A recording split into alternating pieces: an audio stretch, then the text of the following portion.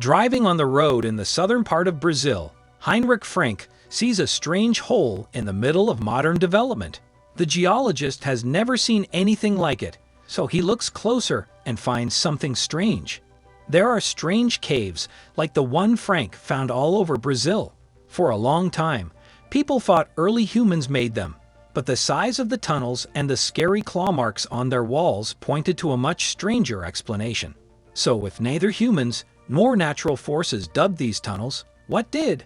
Research teams from all over the country have tried to solve the mystery once and for all, and what they found is fascinating. It turns out that Frank wasn't the first Brazilian to find a strange hole in the ground like this, with a size and shape that don't make sense. Scientists have seen similar tunnels since the 1930s and maybe even before that, but they got a lot of attention until the beginning of the 21st century. The example found by geologist Amilcar Atomi in 2010 is one of the best known. At the time, he was in Rondônia, one of Brazil's Amazonian states, doing research for the Brazilian Geological Survey. But it wasn't just the vast rainforest that caught his attention. While in Rondônia, he heard stories about a strange cave system somewhere in the area. Intrigued, he asked the locals for more information, and after following the trail, he found himself at Arima. Atomi had to leave the tunnel because he had no time or money to look any deeper. He planned to come back later, but it took him 5 years to get back to Rondônia, and by that time, his strange discovery was already part of the history of strange geology. In 2008, Frank, a geologist at Brazil's Federal University of Rio Grande do Sul, was on his way home from work when he came across a similar tunnel. He told a radio news station that he thought it. Frank went on to say that, like Adams, he knew nothing in the area's geology could explain such a strange formation, so he decided to go back and take a closer look. When Frank returned to the site in Novo Hamburgo, a town in southern Brazil, he found a 15-foot deep tunnel. But there were more interesting things about the formation. At its deepest point, the geologist saw a series of giant claw marks crisscrossing the rock. Frank had to dig deeper to discover what could have made the tunnel.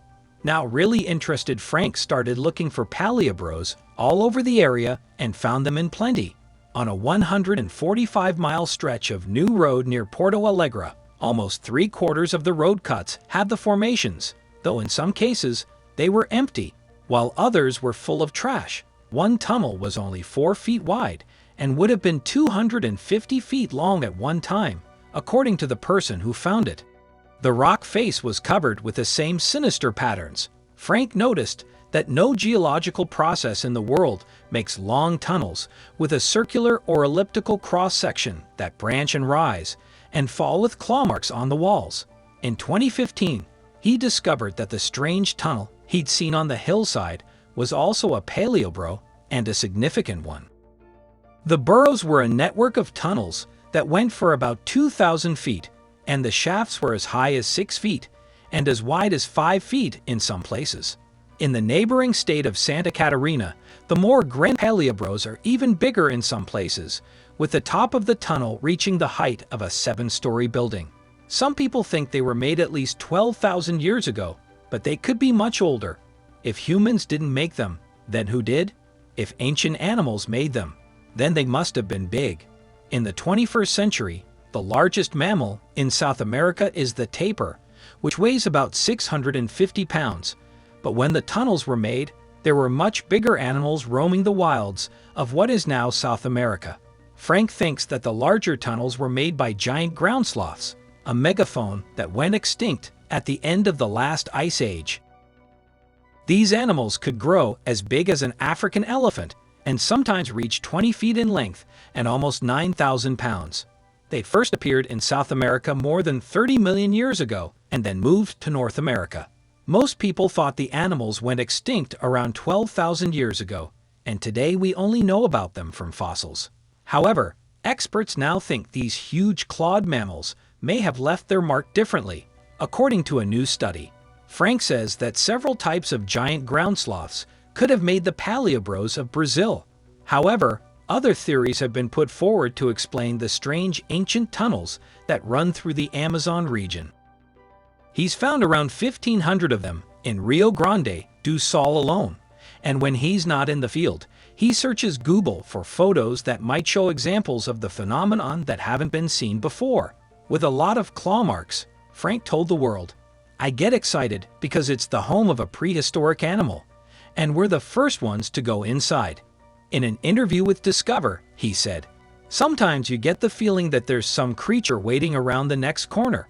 Even though there are a lot of paleobros in Brazil, they are rare in other countries. However, giant ground sloths and armadillos live all over. If that's the case, an entire network of North American paleobros may be just waiting to be found, even though they're so common that people don't think about them." Thanks to the work of people like Frank, though, paleobros are slowly moving into the spotlight. Some of these ancient structures look like simple tunnels, but others are more complicated networks with many branches and entrances that connect several rooms. Perhaps the most confusing thing is that the paleobros found so far are all very different sizes. We need to figure out the patterns. Frank said that we're starting to get a better idea of this, and from there, we'll be able to figure out what kinds of animals dug the tunnels. However, people who want to study paleoburrows need to move quickly because urban development often reveals the tunnels, which also puts them in grave danger. In other places, old claw marks on the tunnel walls have been joined by new graffiti. Marcelo Grappaldi, who tours one place in Santa Catarina, told the world, "It's gotten worse since the first time I came here." Brazil's education budget cuts could also hurt paleobros research, but geologists like Frank are determined to keep going. As more tunnels appear all over the country, researchers are racing against time to study them before they disappear. Thanks for watching, and remember to like and subscribe.